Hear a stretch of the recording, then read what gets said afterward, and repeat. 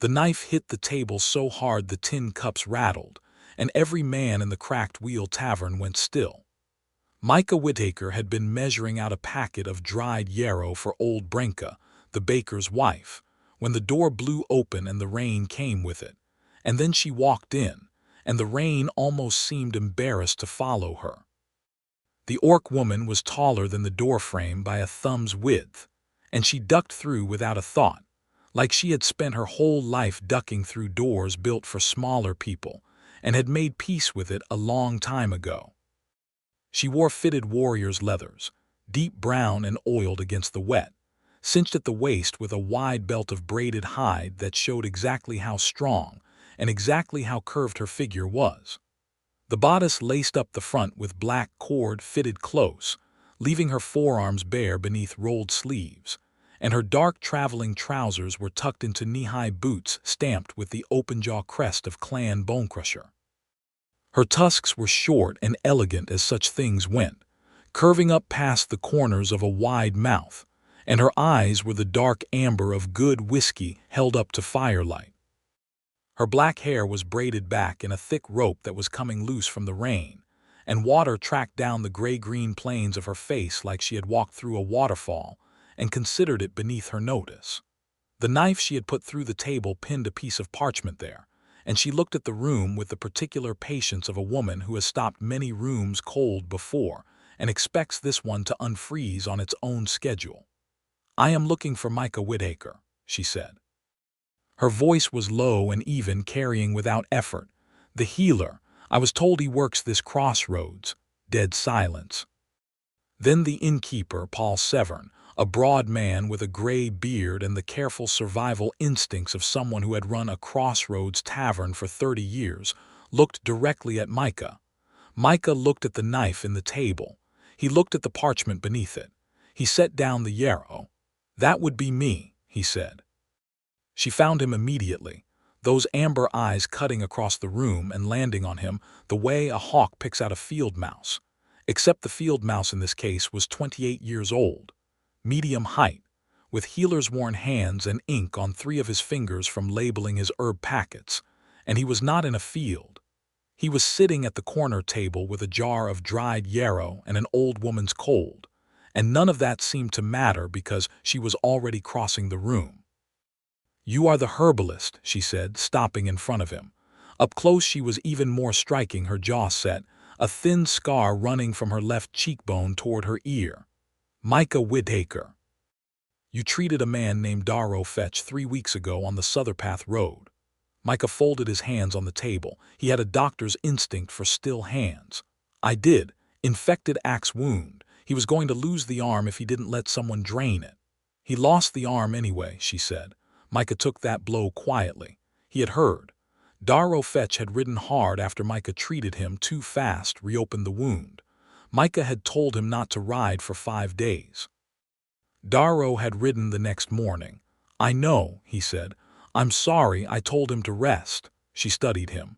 "He told me you saved his life. He told me you cut the arm clean instead of letting it spread to his chest." Micah said nothing. "He is my cousin," she said. "Darrow Fetch, once of Clan Stoneback, now a one-armed stableman in Keswick, which is better than dead." She pulled out the chair across from him and sat down, which was not a question. "I have a supply run, 3 wagons, 16 days north and east through the Gren Passage and down to the Clan Ironheart settlement at Blackmere. We carry medicine, not herbs, not yarrow."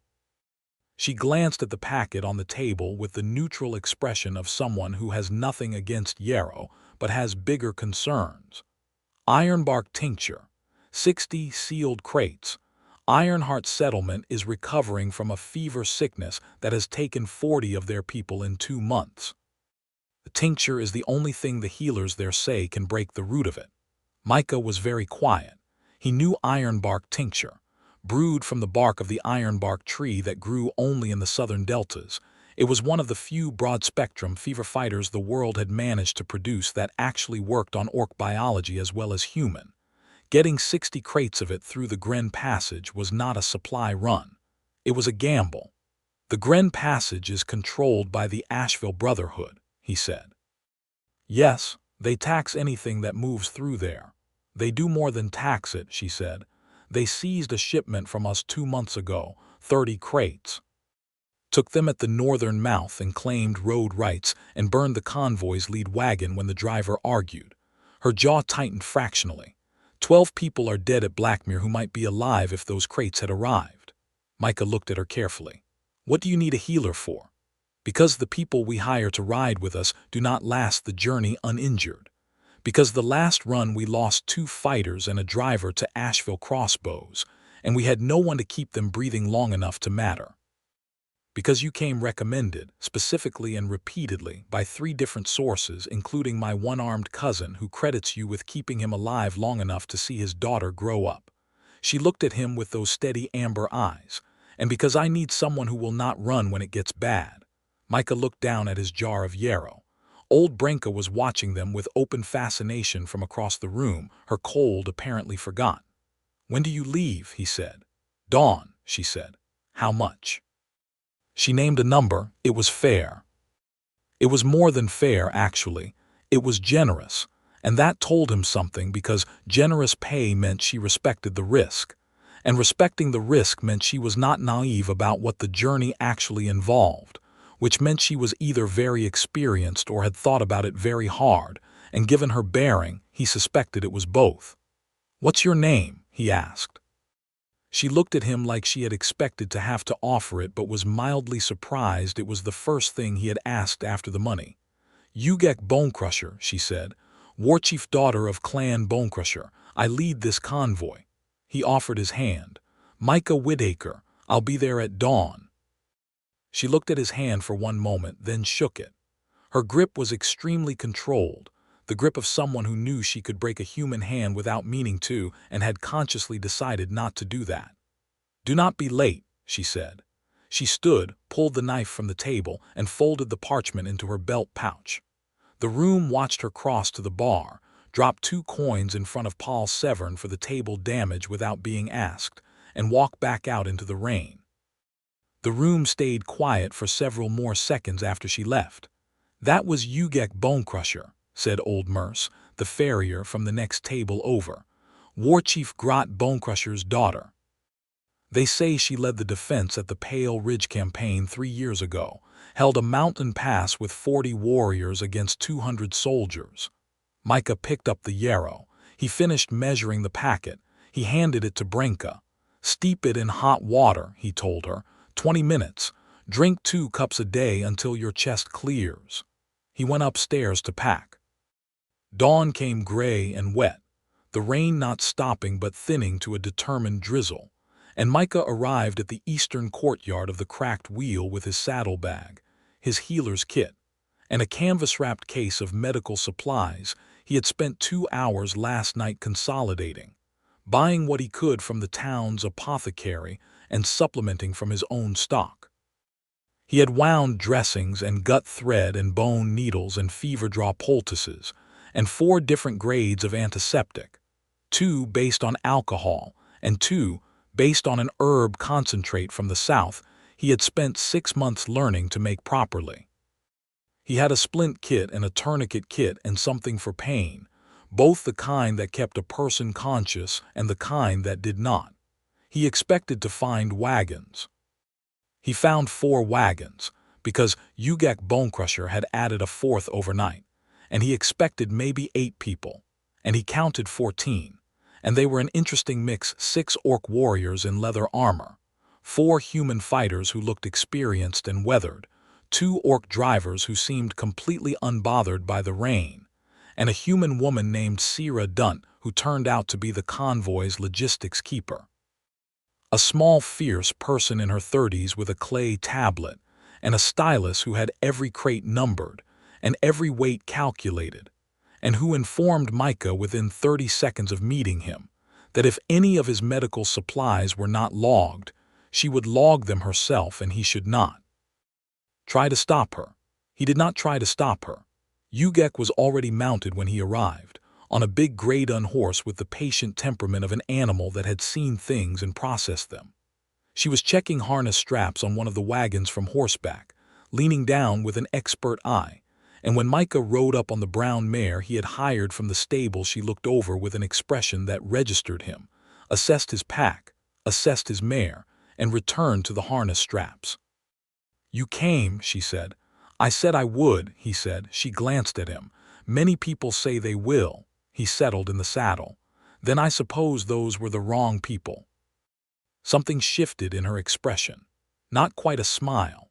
The near cousin of a smile, the precondition for one.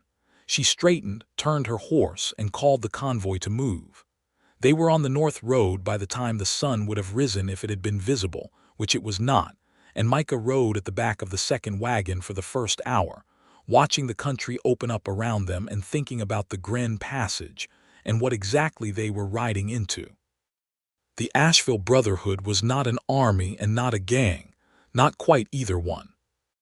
They had started as a highway patrol group, an independent security force hired by merchants 20 years ago to keep the Gren Passage clear of bandits, and they had done that job, done it well, and had then gradually, efficiently, and with minimal drama become the thing they were originally hired to guard against. They had the passage locked. There were 3 paths through the Highland Ridge that separated the southern lowlands from the northern territories, and the Asheville Brotherhood controlled 2 of them.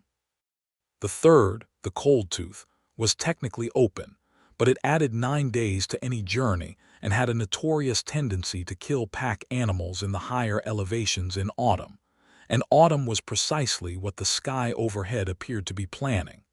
He needed to talk to Ugak about the Cold Tooth, not because he thought it was a better option, but because he needed to understand what she was planning for the Asheville route, and that conversation would tell him a lot about what kind of leader she was. He pushed his mare up to the head of the convoy. She glanced at him with an expression of mild curiosity that she kept carefully managed, like someone who was interested but was not going to perform her interest for anyone. "The Asheville toll station," he said. "How are you planning to handle it?" "We have papers," she said. "Clan Ironheart negotiated a passage agreement with the Brotherhood last month. It covers medical cargo under the crisis provision." He thought about that. The station captain who burned the last convoy, was he following the agreement? No, he made a personal determination that the agreement did not cover our specific type of cargo, and the Brotherhood's leadership reprimanded him, she said, in writing. Which means nothing if he decides to do it again, because the leadership is in Tover Keep on the other side of the mountains and the station captain is on the road. Micah let that settle. "So we have paper protection that may or may not be honored by the man on the ground." "That is the situation, yes." "Is the same captain still at the station?" "No, he was reassigned, possibly as a punishment, possibly as a reward. The Brotherhood is not transparent about these things." She looked at the road ahead. "The new captain is named Veth Harrow. I know nothing about him." "I do," said Micah. She turned to look at him with a sharpness that was not quite surprise but was in that neighborhood. "Veth Harrow ran an independent medical escort operation out of Millhaven about 4 years ago," Micah said. "He protected healer convoys. I rode with him twice. He left the work when his brother died and the family needed him for other reasons." He paused. "He is not a bad man. He is a man who follows the rule in front of him. If the papers are in order, he will honor them." Ugak studied him for a long moment. The rain dripped off the brim of her hood. "You are more useful than I expected," she said. "I travel a lot," he said. "You meet people. Most healers do not know the personnel history of a highway brotherhood. Most healers do not take cross-country convoy work," he said. "I do. It pays better and the patients are more interesting." She looked at him again, and this time the near cousin of a smile actually crossed into smile territory, brief and genuine, and a little bit surprised at itself, like it had arrived without her planning it. "Stay near the front," she said. "I want you where I can see you." He was not entirely sure how to feel about that, except that the warmth that moved through him at the words was probably not purely professional, and he put it aside with the efficiency of a man who was 28 years old and had gotten very good at keeping his head in work. The first day was uneventful, as these things went. They made 18 miles in the rain and stopped at a way camp, a stone-walled compound with a thatched roof over the central yard and enough shelter for the horses and most of the wagons. And Micah was checking the right foreleg of the third wagon's lead horse, who had been favoring it slightly since midday, when Ugak appeared beside him with 2 tin cups of something hot. She held one out without preamble. He took it. It was a grain broth with something sharp and warming in it, herb-based, and he recognized the combination after a moment. "Fireweed root," he said. "Good for tired legs," she said. "My mother used to make it after a long day's ride." He looked at the cup. He looked at her. She was looking at the horse's leg with the expression of someone who had said something personal and was now examining a horse's leg to deal with it. "The leg's fine," he said. "A stone under the shoe for a few miles. I already cleared it." "Good." She drank her broth. They stood there for a moment in the quiet, the rain coming down on the thatch above them, the horses breathing, the camp settling into its evening rhythm around them. "How many of these runs have you done?" he asked. "This one will be the 4th, she said. "The first 2 succeeded. The 3rd was the one that was seized." "What was different about the 3rd? "We went faster," she said. "I thought speed would protect us." Get through before the Brotherhood had time to organize a response. She paused. "They saw us coming from the watchtower. We were moving fast enough that they had time to read us as aggressive. If we had moved at normal pace, they might have processed us as a routine run." He thought about that. "You changed your approach for this one. Normal pace, full documentation, 3 visible healers' flags on the wagons." She glanced at him. "You, a recognized healer, that matters." He understood. If a convoy carried a known healer with documented work, attacking it looked worse. Not just as a crime, but as a public relations problem, because healers occupied a complicated protected space in the world's moral geography, not legally protected by any treaty he knew of, but protected by the shared understanding of people in hard country that hurting the healers was a line that came back to haunt you. "I have my guild certificate," he said. "It's current. The healer's compact seal. Veth Harrow will recognize it." "That is exactly why I hired you," she said quietly.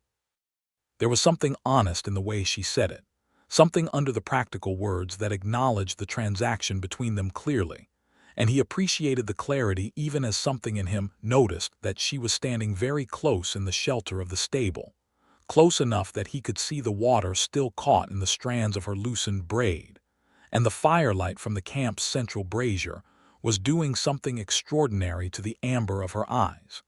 He looked back at the horse. "Get some sleep," he said. "You've been awake since before the rest of us were." She looked at him with faint surprise. "I saw you checking the cargo at the back of the 4th wagon when I came out of the tavern this morning," he said. "You were already running on less sleep than the rest of us." She was quiet for a moment. "My father would say a leader who sleeps before her convoy is safe is a leader who fails." "Your father sounds like a man who lived with the permanent assumption that everything was about to go wrong," Micah said. She blinked. Then she laughed, a real one, sudden and unguarded, and it transformed her face completely, opened it up, made her look like someone who had a whole private interior life full of humor that she kept very carefully managed in public. "He does," she said. "He has been right about that often enough that I have not argued the point." "He's not wrong," Micah agreed. "But you can still sleep. Wrong things happen whether you're awake for them or not. Better to be rested when they do." She looked at him with an expression he could not quite decode, something between assessment and something warmer, and then she took her tin cup and walked toward the main shelter without another word. He stayed with the horses for a while, listening to the rain, and felt, for the first time in a long time, that he was exactly where he was supposed to be. 3 days out, they hit the first real trouble. It was not the Asheville Brotherhood. It was a group of 6 independent roadmen, not affiliated with any organization, just opportunists who had heard about the medical supply route through the kind of tavern gossip that moved faster than any wagon, and had set up a felled tree across the road in the narrowest part of the Torvin Forest section. They were not professional enough to be truly dangerous, and not amateur enough to be dismissible. which made them the most annoying kind of problem. Ugak handled it with the decisiveness of someone who had done this before. She rode to the front, looked at the tree, looked at the 6 men with their various blades and crossbows, and said in a carrying voice, "I am Ugak Bonecrusher of Clan Bonecrusher, and these wagons carry fever medicine for a dying settlement. You have 30 seconds to clear the road." One of the men, the one who had apparently decided he was in charge, made a speech about tolls and road rights that was really just the speech of someone who is nervous and is covering it with noise. Ugak let him finish. Then she put her fingers to her lips and whistled, short and clean, and her 6 orc warriors materialized out of the trees on both sides of the road with their weapons ready, which was where she had positioned them before riding to the front, which was why she had ridden to the front. The 6 roadmen cleared the tree themselves. They worked with impressive speed. 3 of them were gone into the forest before the last of them finished rolling a log section to the verge. The convoy moved through. Micah, who had been watching from the 3rd wagon seat with his healer's kit on his lap on the reasonable assumption that someone was going to need stitching, put the kit back under the bench. Ugak rode back past him and caught his expression. "You look surprised," she said. "I'm not surprised," he said. "I'm impressed. You had them positioned before you started talking." "Talking is easier when it is backed by something real," she said, and kept riding. That evening, at the 2nd camp, he watched her move through the convoy, checking in with each member, remembering names, asking about the specific thing each person was dealing with. One of the fighters had a blister from new boot leather. One of the drivers had a stiff back from the roads. One of the warriors was quietly worried about a younger sibling who had been sick when they left. She did not fix everything, but she knew everything, and she remembered everything, and the people around her visibly settled when she came near. He had known leaders like this. Not many, but a few. The ones who actually deserved it.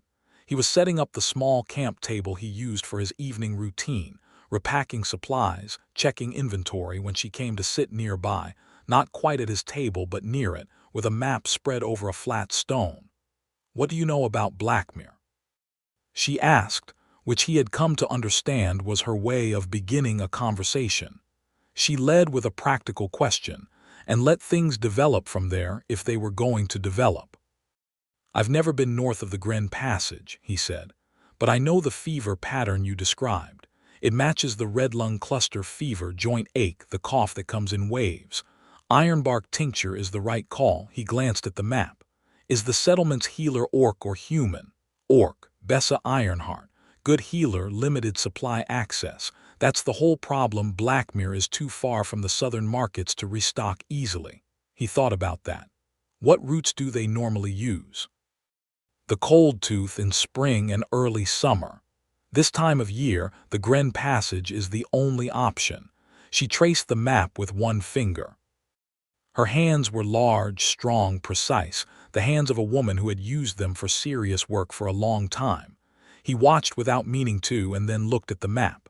"After this run," he said, "if the Asheville agreement holds, they should be able to establish a regular supply line before winter locks the north." "That is the plan," she said. "This run is the proof of concept. If we get through cleanly, the Brotherhood agreement stands. If we get through cleanly and on schedule, the Clan Ironheart elders have agreed to put formal pressure on the southern trade guilds to recognize the route as protected." "Big stakes for a supply run," he said. "Every supply run has big stakes," she said quietly. "The people waiting for the medicine do not experience it as a logistical exercise." He was quiet for a moment. "No," he said, "they do not." She rolled the map. The firelight was very steady tonight, the rain having paused for the first time in 3 days, and the stars were out in the gaps between clouds. She was sitting close enough that he could have reached out and touched her hand, and he was very aware of that fact, and he was also very aware that he had no business thinking about it, and was not making significant progress on not thinking about it. "Why do you do this work?" she asked. "Traveling healer. No fixed place. You could have a surgery in any decent town on this road." "I thought about it," he said. I trained with a surgeon in Millhaven for 3 years. He offered me a partnership. He looked at the fire. I spent 6 months there after my training, and I watched good people come in sick from things that could have been caught 2 weeks earlier on the road if anyone had been there to catch them. The problem is not in the towns. The problem is between the towns. She looked at him steadily. And the towns are not lonely, he said, and then heard himself say it and wanted to take it back, because it was true and too honest and not the kind of thing he usually said out loud.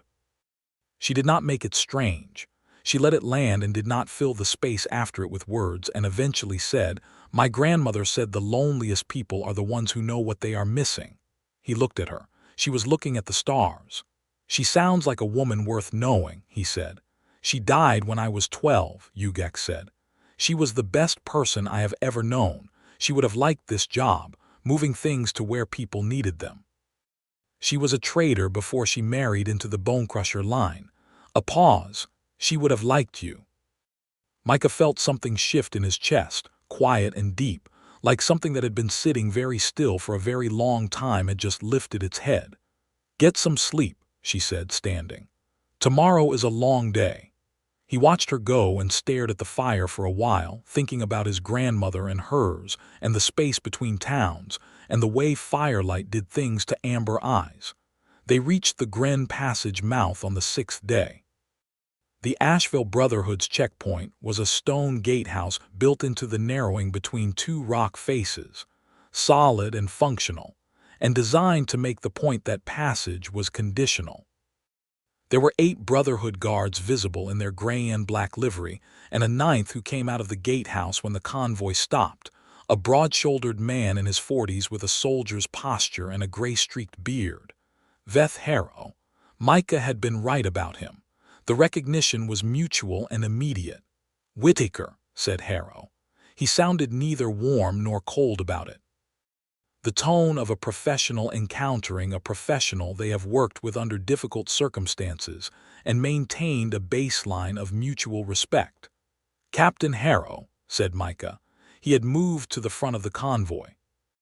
Beside him, Ugak held the horses to a steady halt, her posture perfectly controlled, her hands visible on the reins.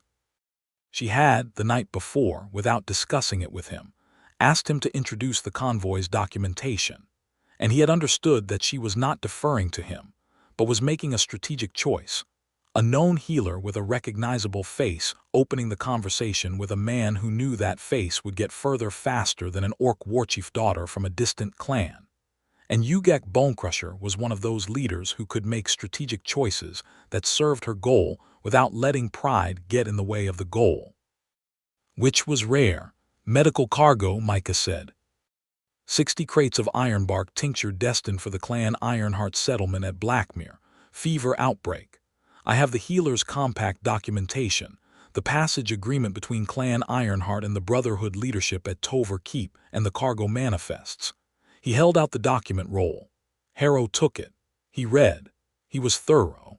His face was the careful face of a man who did his job precisely because precision was all he had to offer the people who depended on him to get it right. He looked up at Ugak. "Bonecrusher convoy." "Yes," she said. "I am Ugak Bonecrusher. I lead this run." He looked at her for a moment with the particular look of a man who has heard of someone and is calibrating the reality against the reputation. Then he looked back at the documents. "The tincture is sealed," he said. It was not a question. "Every crate," said Ugak. "Inspectable. Sierra Dunt has the manifest if you need cross-reference." He looked at the convoy. He looked at Micah's guild seal on the compact document. He looked at Ugak. "The passage agreement covers this cargo," he said. Clan Ironheart filed the right papers. "My orders are to honor the agreement." He handed the documents back. "You will be through the passage in 2 days at this pace. My men will escort you to the north exit as a courtesy." The tension in the convoy did not disappear all at once. It let out slowly, like a breath held for a long time, moving through each person in the group at their own pace. Micah said, "Thank you, Captain." Harrow said, "Just doing the job, Whitaker," and then looked at him with something private in his expression. "Heard about the fetch convoy, the one that got burned. That was before I took this post." I want you to know that was not what this checkpoint is supposed to be." "I know," said Micah. Harrow nodded once. He stepped back and signaled his men, and the Brotherhood escort fell in alongside the convoy, and they entered the passage. Ugak rode beside Micah through the stone-sided channel of the gren, the walls rising 30 feet on either side, the sky a narrow stripe of pale gray overhead, and she said very quietly, "The papers would have held on their own." "Probably," he said, "but you did not hire me for probably." She looked at him from the corner of those amber eyes. "No," she said, "I did not." He did not look at her because he was watching the road, but he felt the look like warmth on his face. They were through the north exit of the passage on the morning of the 8th day. The second half of the journey was colder and faster, and more beautiful than the first half. The northern highland opening out into wide rolling country with frost on the grass in the mornings, and the smell of clean cold air that was nothing like the southern lowlands. The wagons moved well on the harder road surface, and the mood of the convoy lifted measurably, the worst of the anxiety about the passage behind them. Micah spent the days riding and tending to minor injuries, a cut from a mishandled rope on the 11th day, a fever in one of the fighters that he caught early and treated before it turned into anything, and talking with Ugak in the evenings. They had settled into a pattern after the fire of spending the last hour before camp fully dark talking about everything and nothing. The medicine she knew from her grandmother, the patients he had treated that stayed with him, the theory of the passage agreement and whether it would hold long-term, the best way to treat a crossbow wound if the bolt was barbed, books, of which she had read many, and he was surprised by the list and then was not surprised. Because she was clearly a person who had thought carefully about many things, and books were how a person who thought carefully accumulated material.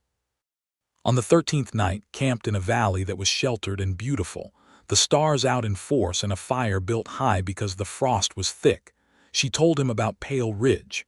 He had not asked. She simply started talking quietly, the way people tell true things without preamble, looking at the fire.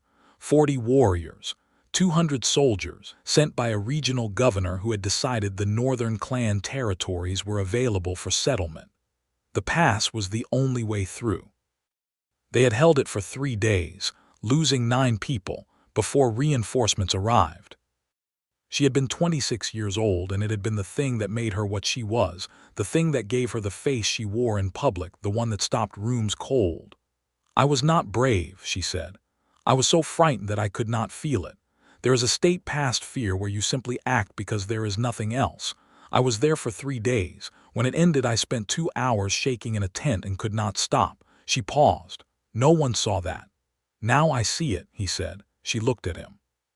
"And it does not change anything about what you did," he said. "The shaking after is not weakness. It is the thing that proves the cost was real." She was silent for a long moment. The fire moved between them. "You are strange," she said, but the way she said it was not an insult. It was the word for something she did not have a different word for yet. "I hear that fairly often," he said. "Who tells you that?" "Patients, people I work with, the occasional tavern owner." "Why?" He thought about it. "I think," he said carefully, "it is because I say the thing that is true instead of the thing that is comfortable. People find it strange when someone actually says what they see." She was very still. Then she said, "I find it not strange. I find it," she paused, and something in her shifted, something that was not the controlled, managed warchief daughter, something older and quieter. "I find it like water when you are thirsty." The fire was between them and the stars were out and the camp was quiet. He was very aware of the distance between them, which was not large. He said, "Ugak." She said, "Yes." He said, "I am going to tell you something true, and I want you to know it is not something I say to many people." She waited. "I have been alone for a long time," he said. "Not without company. Traveling healers are never without company for long.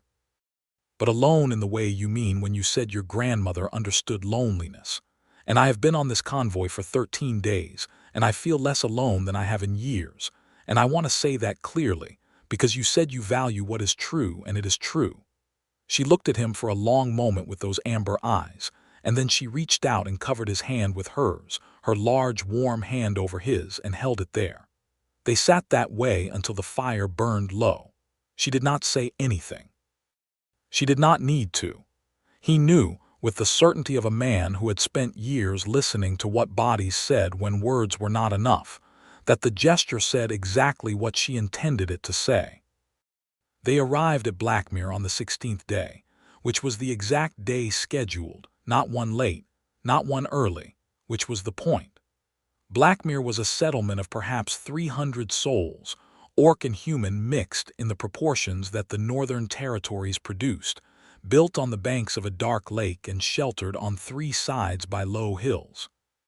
There was a longhouse, a series of clan buildings, a market yard, and along the south edge, tents that had been put up as overflow because the sickness had filled the available interior space. They could smell the settlement before they saw it, not badly, not decay, but that particular blend of smoke and medicine and concentrated humanity that meant a place in crisis. Bessa Ironheart, the healer, met them at the gate. She was a small, brisk orc woman in her 50s with white streaks in her hair and the look of someone who had not slept adequately in weeks and had stopped being angry about it and moved into simple endurance. She looked at the wagons with an expression that Micah had seen before and could not fully describe, something between relief and grief, the look of someone who had been holding on with both hands and just felt someone else take some of the weight. 60 crates, said Ugak, all sealed. Whitaker can verify the preparation quality. Bessa looked at Micah. Healer. Micah Whitaker, he said. He was already off his horse. I have full guild certification and I know the ironbark preparation process. I can check every crate against the specification before distribution if you want. I want, she said simply, and led him to the storage building while the unloading began. He spent 4 hours in the storage building checking crates, and was very glad for it because it gave him something to do while the initial wave of emotion in the settlement ran its course. The relief, the gathering of people around the wagons, the controlled celebration of people who were still in a crisis and knew they were not through it yet, but who had just gotten something they badly needed. When he emerged, dusty and ink-stained from manifest checking into the pale afternoon light of Blackmere, Ugak was standing in the market yard talking to 3 Ironheart clan elders, and she saw him come out and something in her face changed, relaxed by a fraction like she had been waiting to know he was all right. He walked over. All 60 crates, all in spec. The preparation is good. Better than good, actually. Whoever made this batch used the long steep method on the primary bark, which increases the active compound by about 30%. Ugak translated this for the elders. One of them, a very old woman with the kind of face that maps everything she had survived, began to cry quietly. Ugak put her hand on the woman's shoulder and held it there. Micah looked away to give them privacy and found Sira Dunt at his elbow with a tin cup of hot broth. You did good work, Sira told him. In the direct way she said everything. The whole convoy did, he said. You specifically, she said. At the gate. Harrow would have been fine, but you made it easy, and easy is fast, and fast on that road mattered. He drank the broth. They stayed at Blackmere for 2 nights, while the unloading was completed and Micah worked with Bessa Ironheart on the treatment protocol, and he was glad of the work because it grounded him, and it was real, the best kind of real, people who had been sick getting better in ways that were possible now because the supplies had arrived. He treated 4 patients directly, 2 with the fever cluster and 2 with other things. Bessa was stretched too thin to handle, a broken toe that had been badly set and needed resetting, an eye infection that needed the specific antiseptic he carried.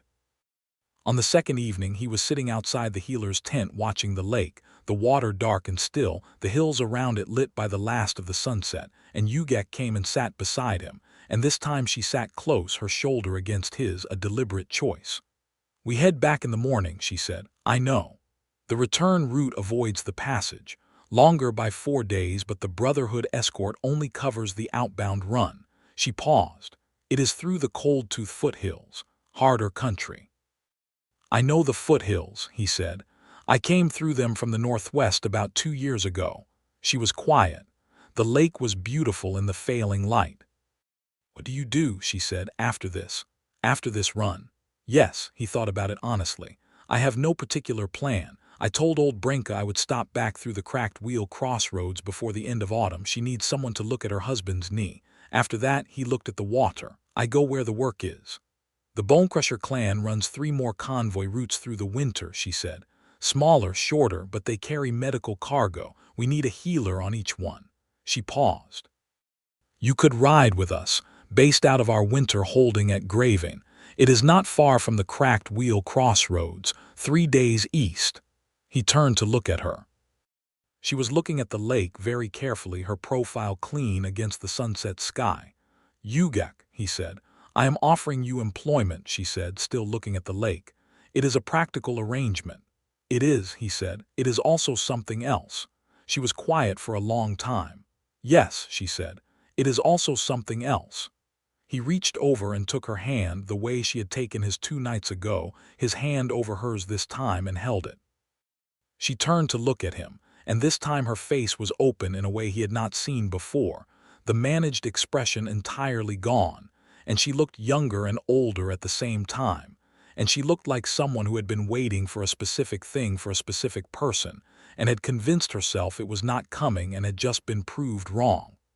"I would like to ride with you," he said, "on the winter routes, and otherwise if you will have me." "Yes," she said, and the steadiness of it, the absolute certainty of that single word, was the most unguarded thing he had heard her say.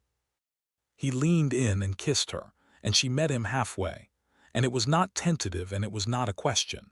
It was exactly what both of them had been building toward for 16 days, warm and sure and deep, her hand turning over under his to hold it properly, her other hand coming up to his jaw, careful and deliberate and very certain of what it was doing.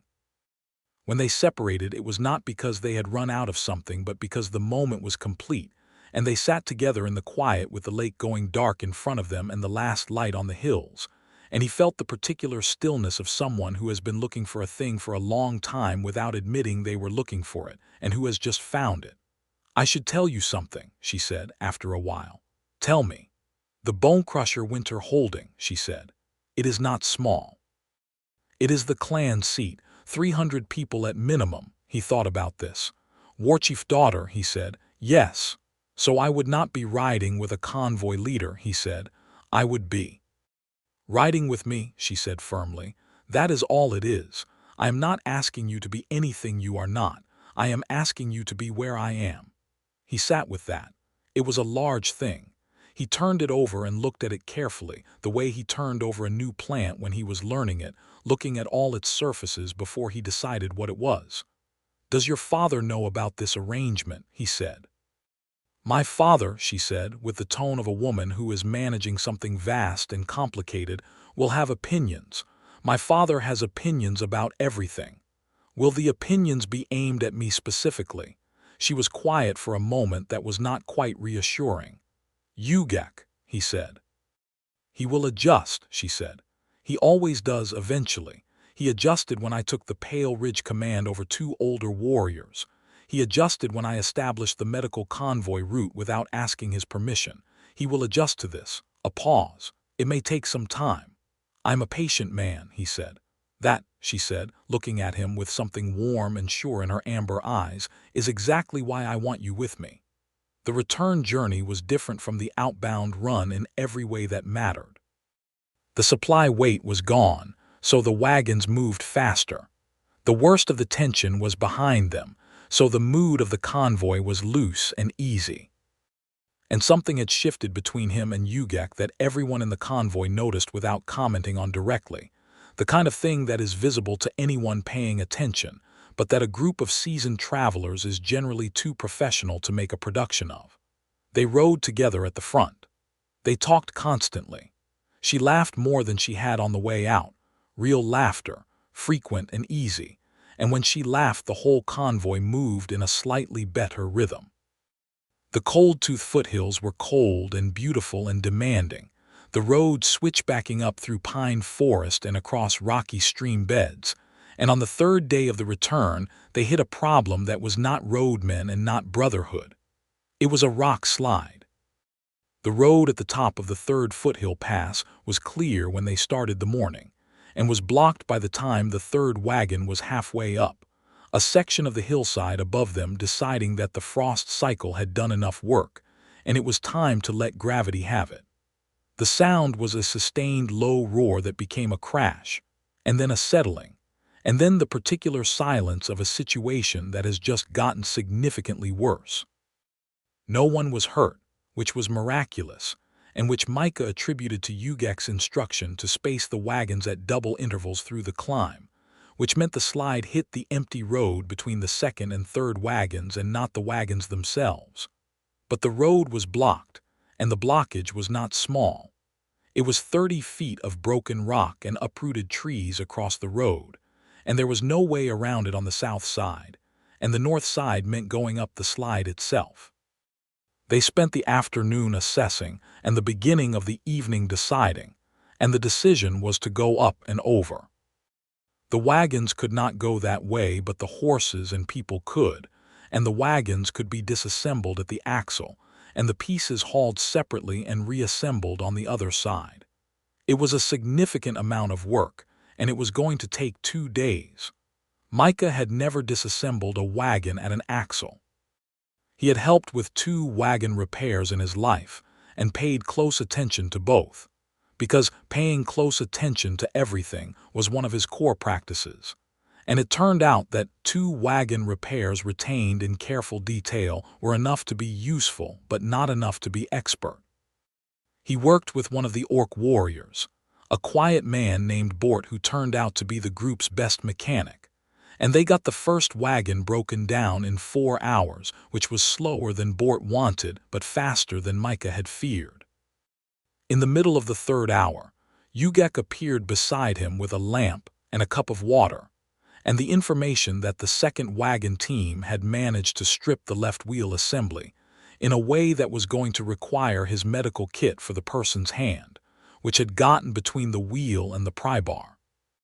He handed his section of the disassembly to Bort and went to deal with the hand, which was badly bruised but not broken, and spent 40 minutes doing a compression wrap and a pain draw treatment, and explaining to the fighter in question that he needed to keep the hand elevated and not use it for at least the rest of the day, which the fighter agreed to with the expression of someone who hates being told not to work, but is in enough pain to take the instructions seriously. When he came back, Ugak was in his spot, working with Bort, and she had evidently been watching him work because she was doing the assembly correctly, and he stood in the lamplight watching her work for a moment before she noticed him. "You did not have to," he started. "We are on a schedule," she said. "2 hands are better than none." He got back to work. They got through the slide on the 2nd day, all 4 wagons reassembled and moving on the north side of the pass by mid-afternoon, and Ugak called a short rest at the top before the descent, and everyone sat on rocks in the thin mountain air and ate hard bread and salt meat and did not complain about it, and Micah sat beside her and their shoulders were together, and she said nothing, and he said nothing, and the mountains went on forever in all directions. "Beautiful," he said. "Yes," she said, and she was looking at him, not the mountains, and he felt seen in a way that did him something deep and permanent. He kissed her quickly, in front of the entire convoy, and she kissed him back in front of the entire convoy, and Sira Dunt made a small note on her clay tablet that was probably not related to logistics. They were 4 days from the cracked wheel crossroads, descending from the foothills into the rolling farmland country, when everything went wrong. The road they were taking was a recognized trade route but lightly traveled at this time of year, and it passed through a section of land that was technically under a local lord's jurisdiction, but had been, practically speaking, out of that lord's control for some time, managed instead by a group called the Harding Company, which was a polite name for a mercenary organization that had filled the power vacuum and found it profitable. They knew about the Harding Company. What they did not know, and could not have known, was that the Harding Company had split 3 months ago, a captaincy dispute, and the faction that controlled this section of road had lost the split and was now operating outside the formal company structure, which meant the conventions and professional restraints that usually applied to mercenary organizations did not apply to them. The group that blocked the road was 20 strong, well-armed, and had the particular dangerousness of people who were angry and had decided that aggression was their best remaining option for profitability. The convoy stopped. Their leader rode forward. He was a big man, perhaps 40, missing an ear, with the look of someone who had spent years managing controlled violence and had recently stopped managing it. He announced his name as Cale Grunt, and he announced that the convoy was forfeit, and he announced this with the tone of someone who has already done the math and does not expect a negotiation. Ugak was very still beside Micah. Micah counted 20 Harding men against 14 convoy members, and he noted the crossbows. There were 5 already raised, and he noted the position, which was bad. The road here was on a mild slope with a ditch on the right side and a stone wall on the left. No room to maneuver, no cover. He also noted that 3 of the crossbows were angled at Ugak. He understood why. She was the most clearly dangerous person in the convoy, and she was on horseback, and she was the leader, and taking out the leader was standard tactical thinking. It was logical, and he hated it. Grunt was still talking. He was making a speech about the manifest rights of the road and the convoy's choices, which were to surrender the wagons and go, or to dispute the point and go worse. Ugak said, in a voice of total control, "We carry fever medicine for a dying settlement. The medicine has already been delivered. These wagons carry nothing of value." Grunt looked at the wagons. He looked at Siradunt's expression, which was the expression of someone who is very angry but is too smart to act on it. He calculated. "Then you won't miss them," he said, and nodded to his men. Ugak moved. She was fast, the kind of fast that came from years of training and the particular readiness of a person who had been wound like a spring since the moment this encounter started, her hand going to her sword, her horse shifting, and 3 crossbows fired. Micah had not made a decision. He was not conscious of making a decision. One moment he was on his horse to her left, and the next moment he was between her and the nearest crossbow, and 2 bolts went past and one hit him in the left side, above the hip, a glancing blow that spun him in the saddle, and he felt the impact like a line of fire drawn across his ribs. Everything stopped. Ugak froze. The convoy froze. The Harding men froze, which was interesting, because mercenaries, even broken ones, still had a reflex about healers, the understanding that you do not put a healer down, and the healer's flag on the wagon and his guild sash had apparently registered. The silence was very loud.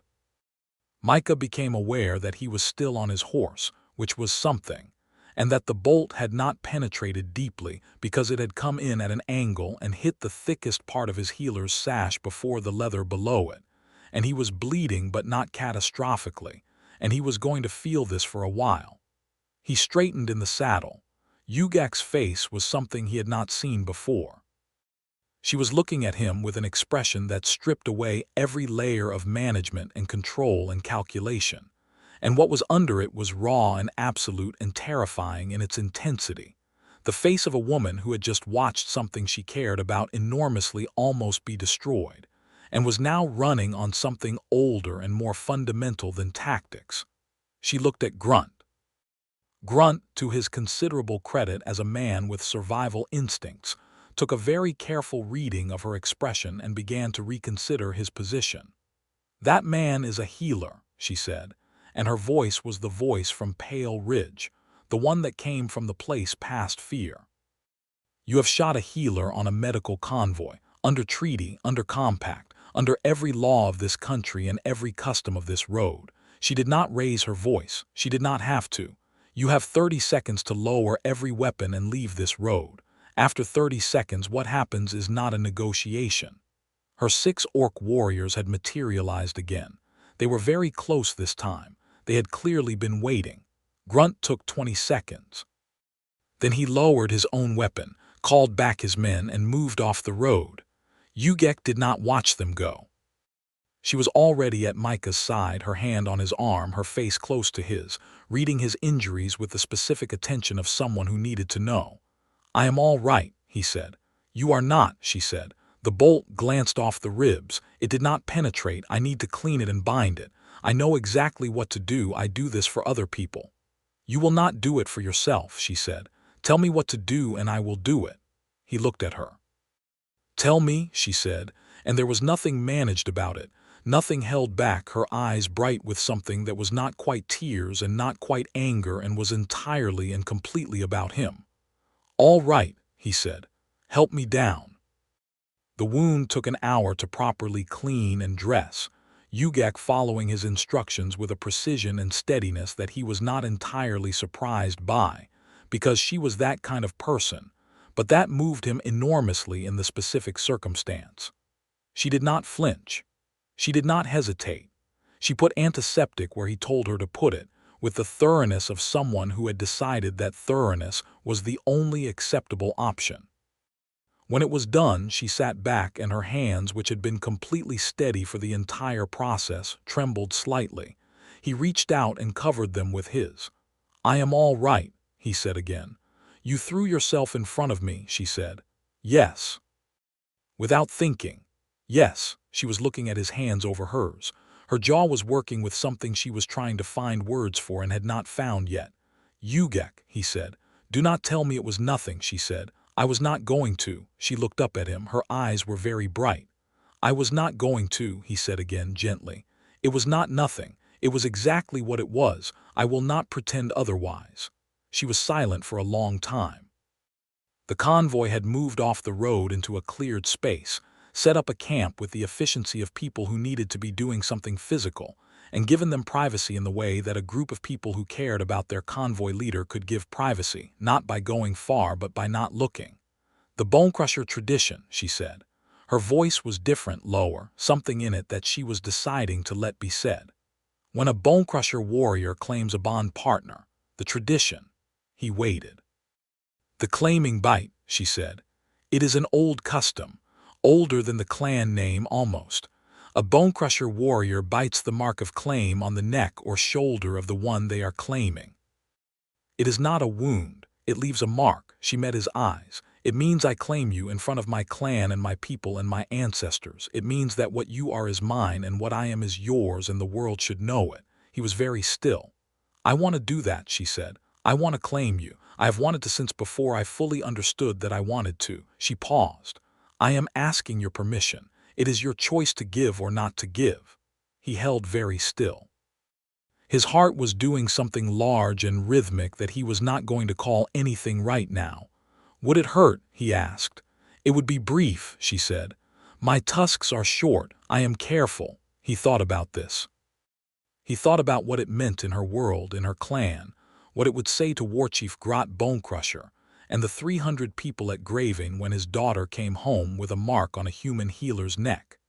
He thought about everything she was offering and what it cost her to offer it, not because she thought it cost her nothing, but because she had decided it was worth it. He thought about what it would mean to have this woman choose him, in the oldest way her tradition knew how to say it. He turned and tilted his head to the side, showing his neck. "Go ahead," he said. The sound she made was a breath, low and sharp, like something had broken open in her chest. She reached out and touched his jaw, turned his face back to look at her first.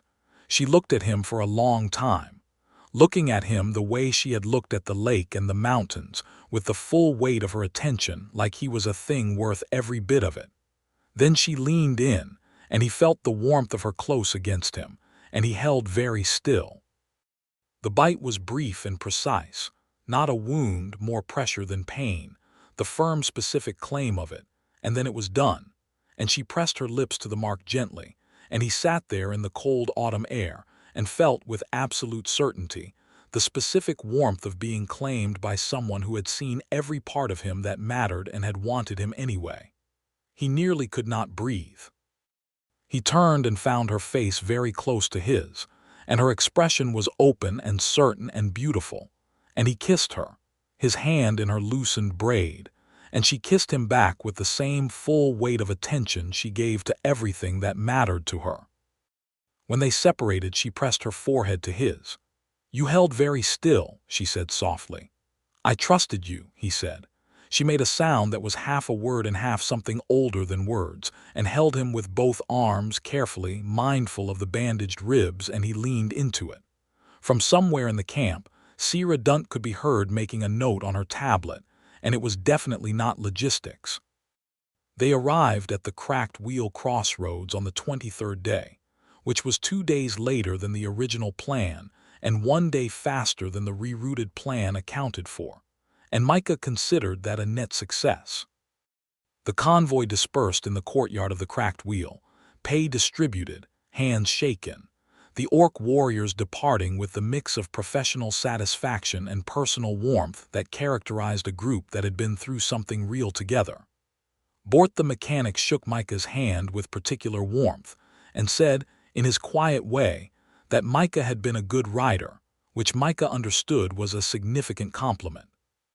Sierra Dunt hugged him without warning, and then immediately acted as if she had not done that and walked away with her clay tablet. Paul Severn came out of the cracked wheel and looked at Ugak and then at Micah, specifically at the mark on Micah's neck, which was visible above his collar, and did the arithmetic with the efficiency of a man who had run a crossroads tavern for 30 years. "Rooms," he said with the tone of someone who already knew the answer. "1," said Ugak. Paul nodded and went back inside. Micah stopped to see old Brenka's husband about his knee, which he had been promising since before the convoy, and spent 2 hours in the baker's warm kitchen doing a proper examination, and concluding that the knee was arthritic but manageable with specific exercises and a specific preparation of devil's claw extract twice daily, which he mixed for them, and left with instructions that Brenka copied in her careful, slow hand and looked at with the expression of a woman who has been told something she can actually use. When he came back to the cracked wheel, Ugak was at the corner table with maps and a cup of grain broth, working because she was always working, and she looked up when he came in with the particular awareness of someone whose attention tracks a specific person through a room. He sat down across from her. "Graving," he said. 3 days east. 3 days in good weather, she said. 5 if the early frost hits the ridge road. When do you need to be there? "My father expects me before the month turns," she said. "That gives us 8 days. Then we can afford to take the ridge road slowly," he said, "and stop at the farmstead market at Kettle Creek. I promised a woman there I would come back with iron root extract." She looked at him. "You make a great many promises on the road." "I take on a great many patients on the road," he said. "The promises follow." She shook her head, but she was smiling, the real one that had gotten more frequent over the course of 23 days. "You will be busy at Graving," she said. "There are many people there and there is no permanent healer. The previous one left 3 years ago." He leaned back. "Is that an offer of employment?" "It is many things," she said. He looked at her steadily. "Tell me what it is clearly. You said you value what is true."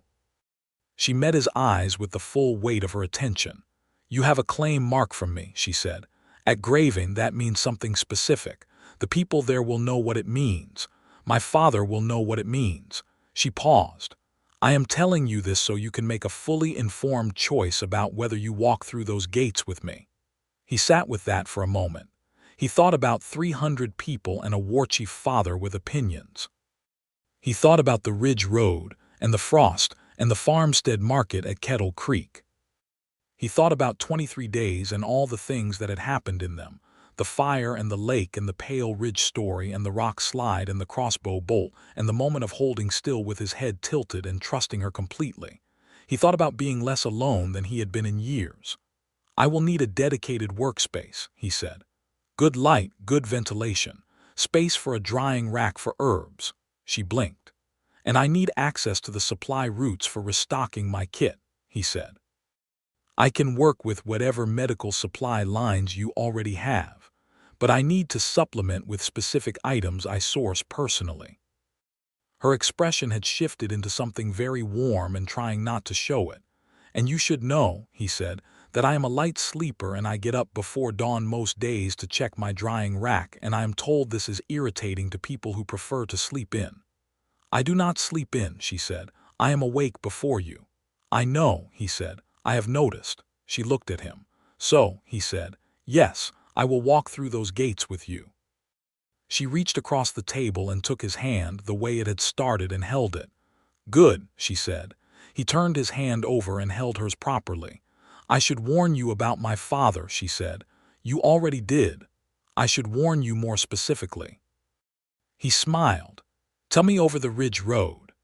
The ridge road was cold and clear, the frost they had been watching for arriving properly but not cruelly, coating everything in a white that turned gold in the early light and made the whole world look like something in a book of old stories. They stopped at Kettle Creek and Micah delivered the ironroot extract and spent an hour with the farmstead family while Ugak waited by the horses with the patience of someone who had understood from the beginning exactly who this man was. She watched him work. She had been watching him work for 23 days and had not run out of things to observe. The way he listened, the way his hands moved, the specific quality of his attention when someone was frightened, the thing he did with his voice and his stillness that made people less frightened, not because he performed calm, but because he was genuinely present, and presence turned out to be what frightened people needed most.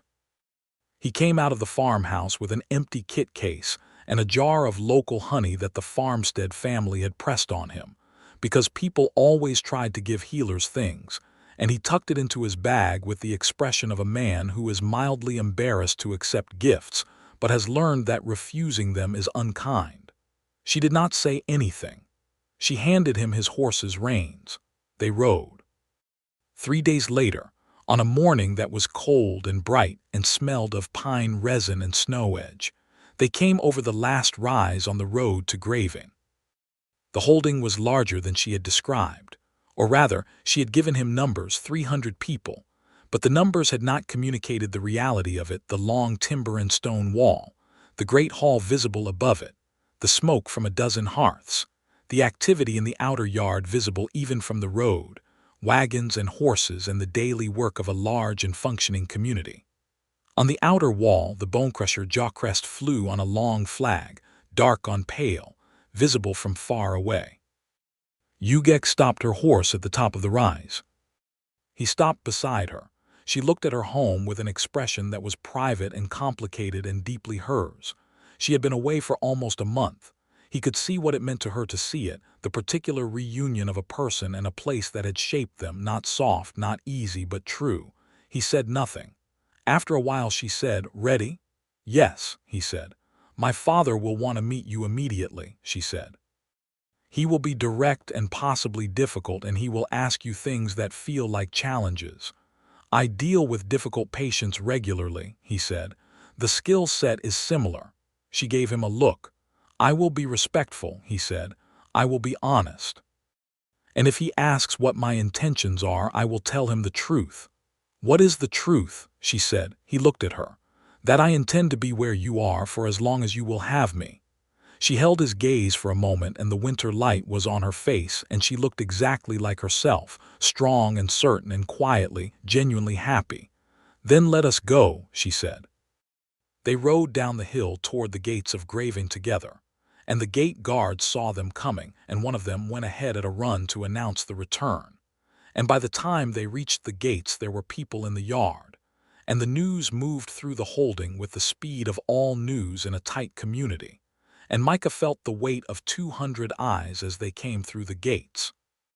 He kept his chin level and his back straight and stayed beside her, and felt, without performing it, the simple confidence of a man who has nothing to hide. Warchief Ugak Bonecrusher was not quite what Micah had imagined, and was in every important way exactly what he had imagined. He was in his 60s, enormous, gray-haired, with the kind of face that made Ugak's controlled expressions make perfect sense, a family inheritance of deliberate stillness over a complex interior. He stood at the top of the great hall steps in a woolen leather coat, and looked at his daughter with the specific relief of a parent whose child has come home, And then he looked at Micah with the specific calculation of a warchief assessing an unknown variable. He looked at the mark on Micah's neck. He was quiet for a very long time. "Human," he said, not to Ugak, to Micah. "Yes," said Micah, "a healer." "Yes." Grot looked at his daughter. "You been a traveling healer in the Cold-Tooth foothills." "The lower foothills," she said. "We had already cleared the pass." "The geography," said Grot, "is the least relevant part of what I just said." "He took a crossbow bolt for me," she said. "I thought the geography might be relevant." A pause. Grot looked at Micah again with a different quality this time. "You threw yourself in front of my daughter," he said. "I did," said Micah. "Explain to me," said Grot, in the tone of someone who already knows the answer but needs to hear it said directly, "why you would do that." Micah thought about explaining himself. He thought about all the ways he could frame it, the tactical thinking, the instinct, the professional protectiveness of a healer for the people around them. He thought about all the ways he could be less than fully honest. He said, "Because she matters more to me than the bolt did." Grot looked at him for a very long time. Then he said, "There is dinner in the hall. You will sit at the high table." He turned to go back inside, paused, looked at Ugak, looked at the mark, looked at Micah once more, and said, "We will have many conversations about what this means." "Yes," said Ugak, "we will." "Good," said Grot, and went inside, which was, Ugak leaned over to tell Micah quietly, about as good a first meeting as she had ever seen him have with anyone her father had not personally selected, which was to say it was considerably better than she had prepared Micah for. "He likes you," she said. "He looked at me like a man deciding what to do with an unknown herb," Micah said. "That is how he looks at things he is considering keeping," she said. "He looks at things he is rejecting completely differently. I am glad I did not get that look." "So am I," she said, and touched his arm, and they went inside. Winter arrived at Graven with the seriousness of a season that has work to do, and settled in thoroughly. Micah got his workroom. It was a corner room in the east wing with a window that faced south for light, and was near the kitchen for easy hot water access, which told him someone had thought about where to put a healer, or possibly that Ugak had told someone exactly where to put a healer.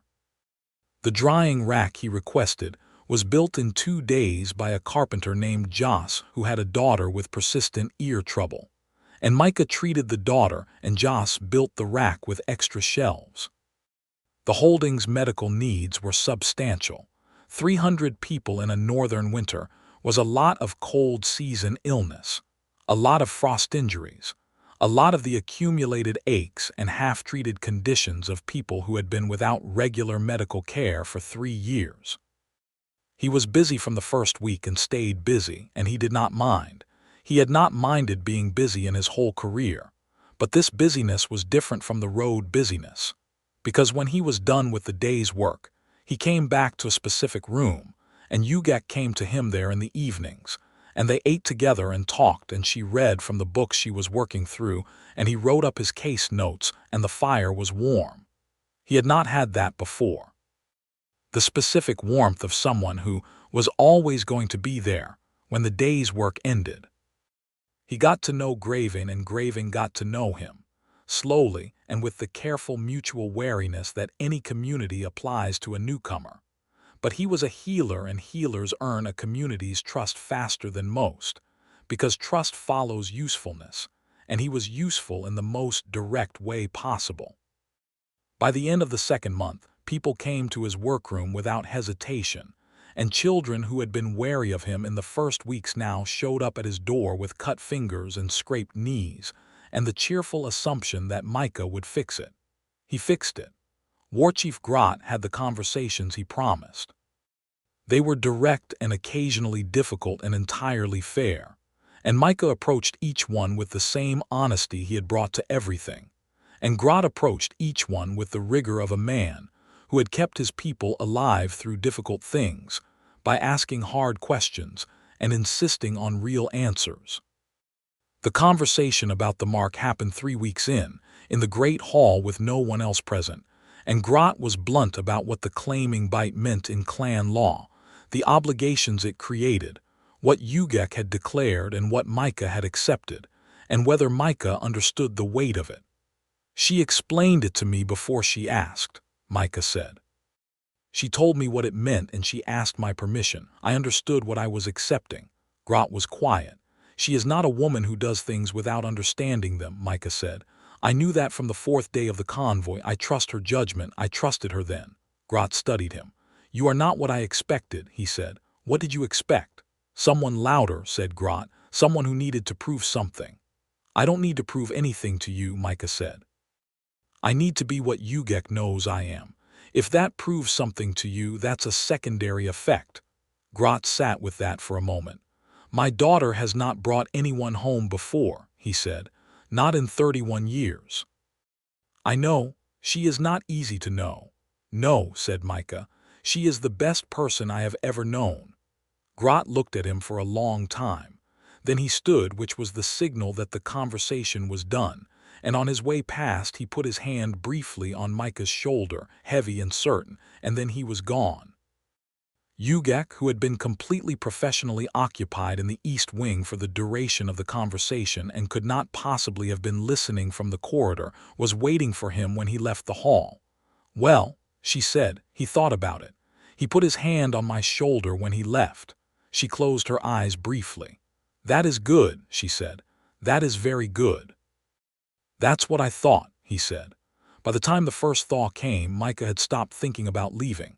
He had thought about it in the first weeks, not from a desire to go but from the professional habit of a man who had spent years treating every place as temporary, checking the exits, keeping his pack light. The habit was old and deep, and he had been honest with himself about it rather than pretending it was not there. He told Ugak. She had listened and said, "I know." She had said, "Take the time you need. The workroom will be here." She had said, "I am not asking you to be anything other than what you are." He had taken the time. He had thought clearly. He had looked at his workroom, his drying rack, his case notes, Joss's daughter's ear, old Merce from the cracked wheel who had ridden out in January with a serious chest cold and Micah had treated through to recovery.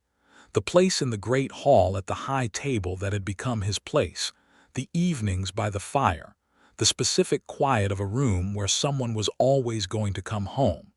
He had stopped thinking about leaving. One evening in late winter, Ugak was working at the table in his workroom, which had become her habit.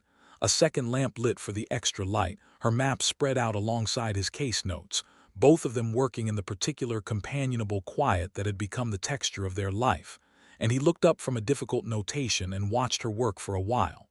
She looked up, caught him watching, did not change her expression, but her eyes were warm. "What?" she said. "Nothing," he said. She gave him the look. "I was thinking," he said, "that this is the thing I was looking for, when I said I kept moving because the towns were not lonely. This is the thing the road was always moving me toward."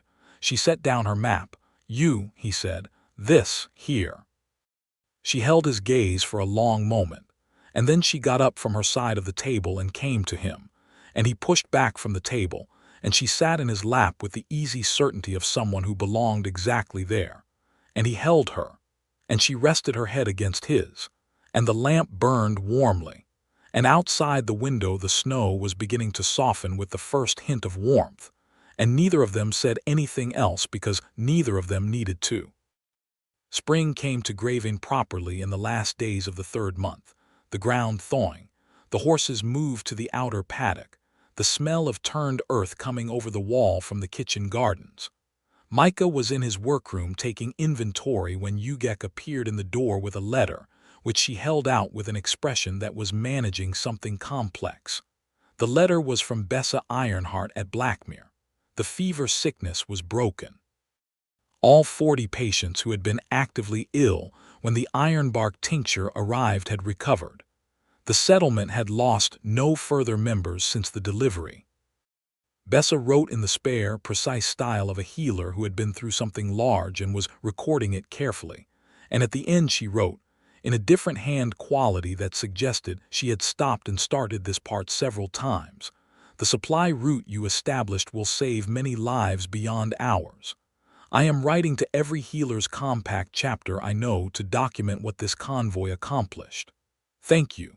Micah read it twice. He put it down on the workroom table and looked at the window, the new spring sky visible through it, pale and bright. Ugak sat on the edge of the table. She put her hand over his. 60 crates, she said. 60 crates, he agreed. We have 3 more convoy runs planned before the summer heat, she said. 2 are smaller. 1 is the same route with an extended supply agreement that the Ironheart clan negotiated through the Brotherhood. The Asheville Passage Agreement is now formalized, permanent. Any medical cargo under compact seal moves through without toll. He looked at her. You did that. We did that, she said firmly. Your guild certification on that convoy is what made the compact seal argument possible. He turned his hand over under hers and held it. He looked at the letter and at her hand and at the spring sky. The next run, he said. I am riding with you. She looked at him. Brenka's husband's knee is doing well, he said. Joss's daughter's ear is clear. Old Brennan's chest cold resolved 2 weeks ago and he does not need me hovering. Sierra can manage the logistics. He paused. I want to see Blackmere. I want to see what it looks like when it is not in crisis. Ugak held his gaze with the full weight of all of her. He had come to love that weight, the feeling of being truly, completely seen. The convoy leaves in 12 days, she said. Then I have 12 days to finish the case notes and restock the kit, he said. She picked up the letter from Bessa Ironheart and folded it carefully and put it in his case book, between 2 pages that would keep it flat. I will tell Sierra to add your name to the roster, she said. First on the list, he said. Behind me, she said. Naturally, he said. She smiled, full and warm and entirely her own, and bent and kissed him, easy and certain, the kiss of a woman who had nothing to prove and everything to give. And he kissed her back with every bit of himself, the healer who moved between towns, the man who had been alone for too long, the man who had held still in the cold autumn air and trusted her completely. Outside, the spring was doing what spring does, insisting on itself after the long winter, and Graven was waking up to the noise of 300 people going about the work of living.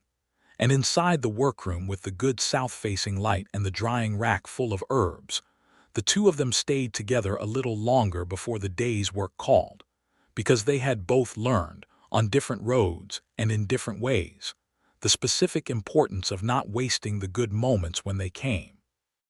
The mark on his neck had faded from sharp to the softer presence of a healed thing, visible but settled, part of him now.